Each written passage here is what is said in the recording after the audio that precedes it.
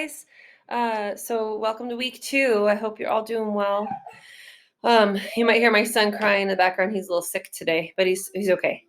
We're going to look at 10.8 in our book, which is equations of circles. This is a really fun section. I like this one a lot. Lots of good logic for it. So what I've done to help kind of get this idea of where this equation came from is I drew this circle. It's not perfect, but I tried.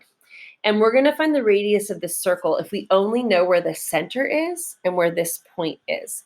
So we're doing one that's very touchable, very tangible, not abstract.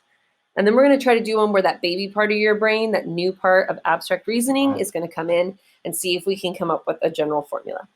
So first of all, if you remember, the definition of a circle is all the points that are the same distance from the center. So that radius here is going to be the same as the radius there, or the radius down here, or anywhere else in the circle. That radius should be the same number. So what we want to do is try to find the length of that radius, find the distance from 0, 0 to this specific point to see how big the radius is. That's our first idea of how we get this formula for the equation of a circle.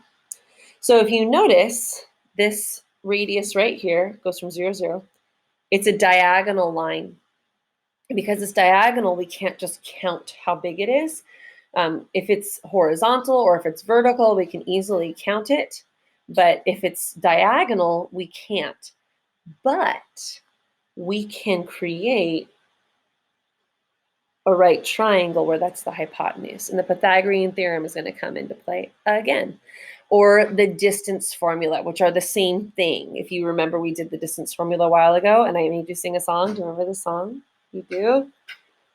Yeah, okay, well, I'm going to sing it without you, and you're going to sing it in your hearts. You ready? x2 minus x1 squared plus y2 minus y1 squared. Take the square root of it all. That's the distance formula. And if I use that distance formula or this right triangle, they're the same thing. I see that this side is 3 and this side is 4. It's a Pythagorean triple, so the radius would be 5. If you use the formula, you would do x2 minus x1 squared, which is just 3 minus 0 squared, plus y2 minus y1 squared, which is just 4 minus 0 squared. Take the square root of it all, and that's the distance formula. But instead of putting d equals this, I'm going to put r equals this, because the radius is that distance from the center to that specific point on the circle. And when I do this, I get that the radius equals 5 when I do all that same work. Okay, so are we getting the idea of finding this radius? And if I did this anywhere, it would still be 5. No matter where I went on the circle, it should be 5 everywhere, because that's the definition of a circle, that the radius stays the same. So now we're going to take it off the coordinate grid.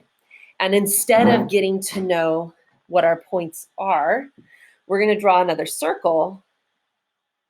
And we're going to replace, I'm even going to take off the grid entirely. We're going to replace the center, 0, 0, with variables. And we're going to replace this point up here with variables as well. So we could do x and y for both of them. That's legal. It's fine. But to make it less confusing, so it's not x2 minus x1, we're calling the center, x and y, new variables. So we're going to call them h and k. I did not invent these variables for this.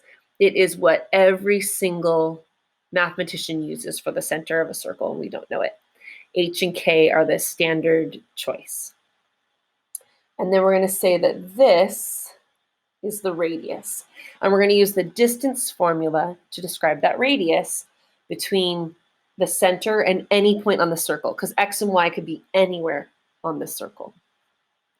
So far, are you okay? Oh, I wish you could talk to me. Okay, my time is going to run out in just a few seconds. So I'm going to have you guys set up what you think the radius is going to equal using the distance formula. So you're going to put r equals and use the distance formula.